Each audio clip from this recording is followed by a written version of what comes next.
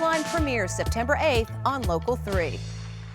If you'll notice, our next guests this morning are wearing purple, and for very good reason, because they are here, Rachel Quinn, Laura Musgrave, to invite you and encourage you to come out for the Walk to End Alzheimer's happening the end of September up in Cleveland. So good to see you both. Thank you for letting us be here. It's a shame that we have to keep having this walk to end Alzheimer's, and yet we're talking at a time, you were telling me, Laura, before we went on the air, that there's actually some hope now when people are getting this diagnosis. Right, we call it, we're now in the era of treatment.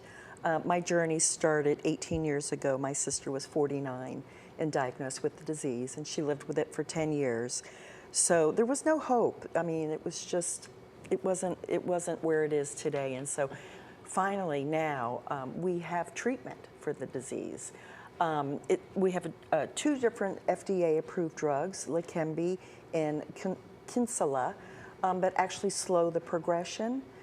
There is also a brand new, this just started in July, a blood test. A simple blood test to determine if you have Alzheimer's or not. So let me ask you on the medication part of it for just a second, because we've heard like the excitement that these might be coming, but then there came a comma but, they're going to be really pricey.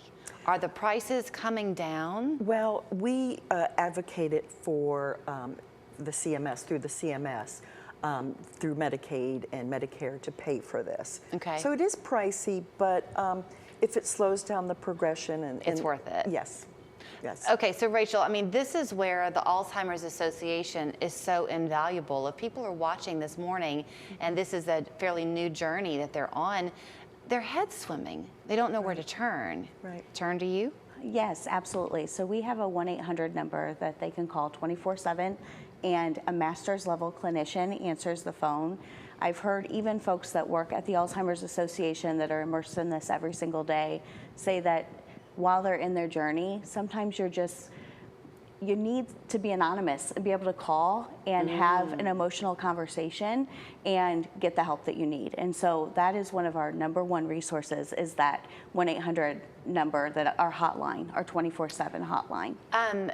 Within the Alzheimer's Association, are you specifically Alzheimer's? Because there are so many other forms of dementia. If somebody's struggling with one of those, can they still use you? Yes, of course. It's dementia is the umbrella term. Alzheimer's is 85% of dementia is Alzheimer's. Okay. So there are different types of dementia. Some people are very forthcoming. You know, when Pat Summitt got her diagnosis, she was very public about it. Other people, you mentioned the anonymity, they don't want anyone to know. For the caregiver, the family, is it a more difficult journey for them to walk sometimes than the actual? Yes. Oh yes, we stress self-care for the caregiver. It's a 24/7 hour job. It's tough. I thought Rachel was going to say something, so I was going to be quiet. An unusual thing for me to be quiet.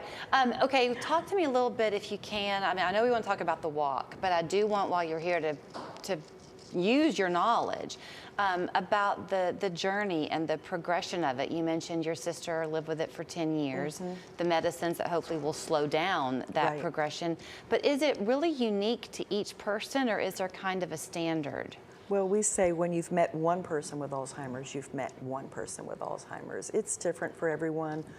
Some people live with the disease 2 years, some goes up to 20 years of people that have lived with the disease. There are a lot of things that enter your mind, I imagine, as the family member when this happens, maybe the person too, if they know, that aren't pleasant to think about. Money is going to be one of them. Exactly. Because what do you do if you're a spouse and you're going to outlive your now Alzheimer's spouse by decades maybe, and what do you do? Right, right. And it's hard for the caregiver. You know, they're working. There are 386,000 unpaid caregivers in the state of Tennessee. So they're going to say that number again? 386,000 unpaid caregivers. So those are family members, and they're having to take time off of work to take them to the doctor, or whatever they need to do. So it's tough. There's 129,000 people in Tennessee living with the disease right now. Your sister was very young. Yes, she was, 49. Is there an average age that people get diagnosed, or are we watching it hit younger and younger? We're watching it hit younger and younger.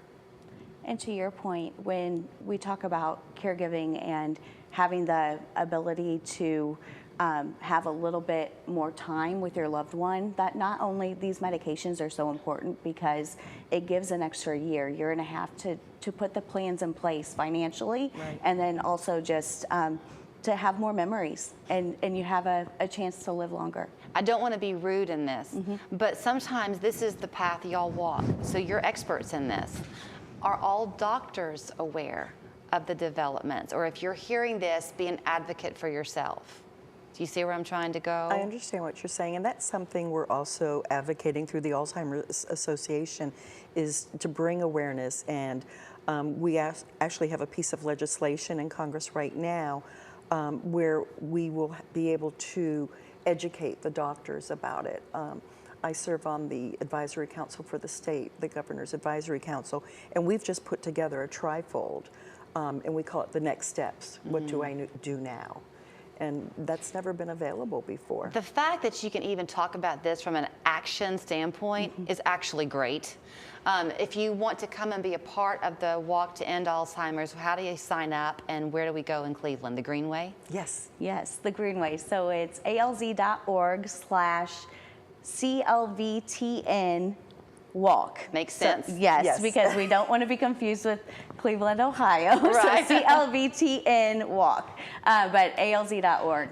And one more fun thing, if you're free tomorrow night, September 5th, Yes. they are having a bowling event, right? At Yes. the Leisure Time Bowling. Yes. We sure are. In So Cleveland. if they contact that same website, they can find out more details? Absolutely. And we'll just be there. Show up, come out, get registered, bowl. It'll be a free event where it'll be family friendly. We'll have fun for all ages. And we really hope you come and learn more and get involved. Thank you both so much for your Thank time. you. Really We appreciate appreciate it. you.